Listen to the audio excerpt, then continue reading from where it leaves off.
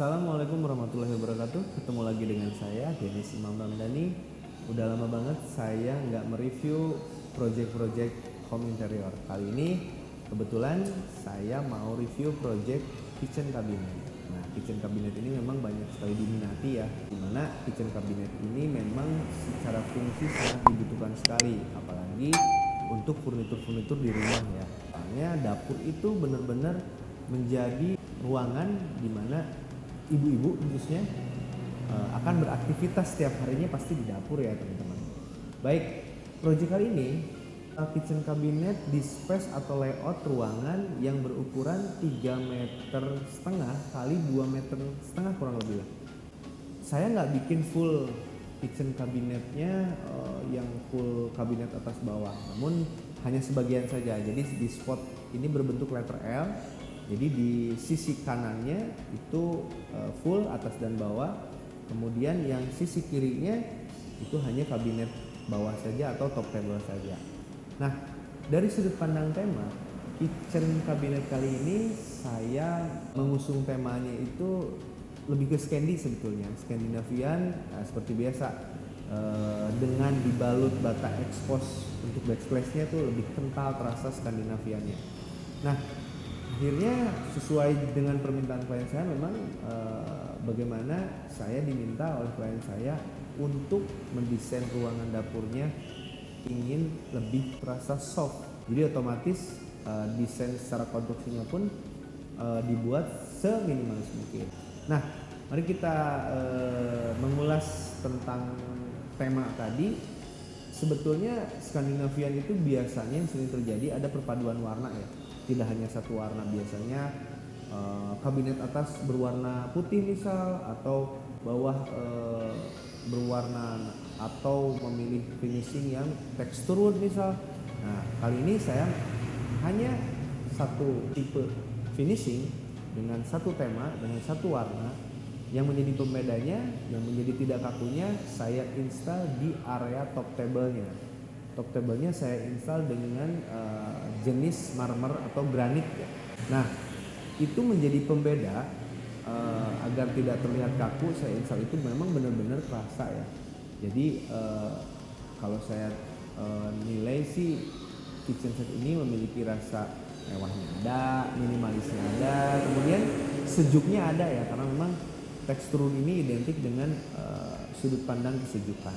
Nah, kemudian kita berbicara tentang kabinet-kabinetnya, ya kan? Nah, fungsi-fungsinya seperti biasa kita membuat project kitchen ini selalu menginstal beberapa aksesoris tambahan. Di antaranya adalah adanya rak piring ya, tempat-tempat piring, penyimpanan piring yang biasa kita gunakan drawer, sistem drawer. Nah, itu memaksimalkan agar tidak ada piring di atas top table. Biasa kalau ibu-ibu gitu ya, nyimpen piring di atas top table-nya atau di wastafelnya, atau beli rak piring yang di toko ditaruhnya di atas top table-nya. Itu kurang enak dipandang, jadi kesan berantaknya masih ada. Karena memang secara basic adanya kitchen cabinet itu gunanya untuk merapihkan atau mengorganizing apa yang akan disimpan di kitchen cabinet tersebut. Nah, kemudian juga saya tidak melupakan hal yang penting juga, yaitu cutlery atau penyimpanan untuk sendok dan lain-lain ya. Saya juga install itu dengan sistem drawer seperti yang rak piring tersebut sama ya.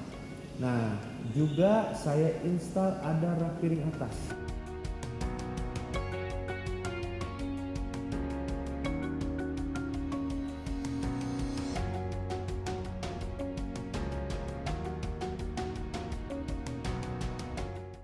Mungkin yang lebih spesifiknya itu saja yang bisa saya ceritakan secara fungsional. Namun lebihnya di proyek kali ini yang saya rasakan betul-betul terlihat sekali rasa minimalis modernnya itu hadir ya. Mungkin kalau saya rasa, mungkin buat teman-teman juga dari sudut pandang bahan atau segi material yang saya gunakan adalah masih seperti biasa. Saya menggunakan di kitchen set itu blockmin ya, karena memang beberapa jenis bahan furnitur itu banyak. Satu ada blockboard, ada apalagi multiplex, kemudian ada thick block, ada blockmin. Nah, Yang saya gunakan ini block nih, atau beberapa orang bilangnya melamin block, atau ada juga yang bilang melamin top gitu ya. Nah, melamin block ini lebihnya apa sih? Si lapisan permukaannya itu dilapisi oleh melamin. Nah, jadi ini bisa tahan air juga sih lumayan ya. Kemudian tidak anti rayap juga nih. Nah, tidak ada lembab-lembab gitu seperti yang dikeluhkan beberapa klien saya, katanya ini jamur kena jamur apa enggak nih? Ini anti rayap apa enggak? Sebetulnya kalau yang kena jamur itu kebanyakan dari produk yang menggunakan bahan particle board ya. Nah, kebetulan untuk kitchen cabinet khususnya saya tidak merekomendasikan particle board karena itu biasanya ada jamur, kemudian lama-lama jadi rapuh gitu ya.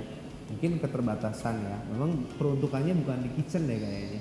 Nah, melamin block ini yang lebih recommended untuk di area dapur atau yang lembab gitu ya. Karena memang tadi saya menggunakannya menggunakan bahan yang berjenis melamin block gitu ya, karena memang ini tahan air juga, jadi kena tetesan sekali dua kali itu nggak masalah. Finishingnya ini adalah HPL ya, tipenya mungkin. Nah, ini HPL ini memang benar-benar direkomendasikan oleh beberapa ahli di bidang furnitur karena memang satu rapih dia itu kan permukaannya, kedua mudah pengaplikasiannya.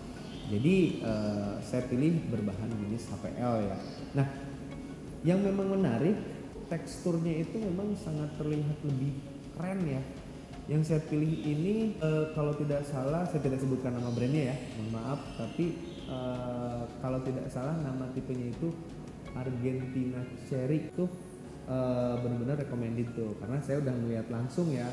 Saya pilih benar-benar Argentina Cherry ini untuk menjadi best texture wood. Nah, kemudian itu secara pengaplikasian atau kombinasi dengan warna HPL yang lain itu betul-betul enak dilihatnya gitu. Jadi kalau secara material itu tadi saya gunakan, kemudian kalau aksesoris sih biasa-biasa aja ya, yang biasa digunakan oleh para pembuat kitchen set seperti engselnya atau drawernya ya. Itu kayaknya standar-standar aja sih saya instalasinya. Nah, dari sudut pandang kesan di ruangan ini memang memang ruangan ini sebetulnya ideal sih kalau menurut saya. Jadi tidak terlalu besar, tidak juga terlalu sempit gitu. Jadi betul-betul ideal. Dan ditambah ada window atau jendela pas di atas kabinet yang kitchen bawah itu. Nah, ini jadi nilai sirkulasi udara pun jadi enak gitu. Dan kemudian itu kalau nggak salah diinstal jendelanya itu pakai bahan aluminium, jadi sangat terlihat kesan modernnya juga hadir di situ. Nah, kemudian dari ukuran atau size, biasanya kitchen cabinet itu secara ukuran standar tingginya itu hanya 80 cm biasanya.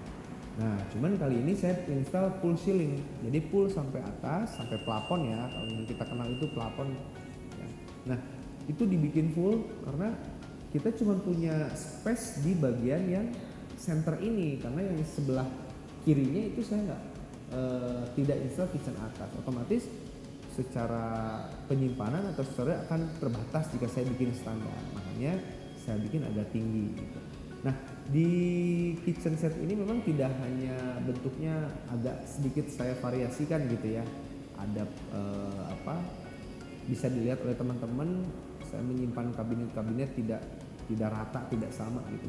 Maksudnya tidak hanya begitu-gitu aja gitu, saya bikin variatif agar menambah kesan juga hidup di tampak kitchen tersebut gitu ya. Nah, mungkin teman-teman itu saja yang bisa saya share mengenai project kali ini, yaitu project kitchen cabinet.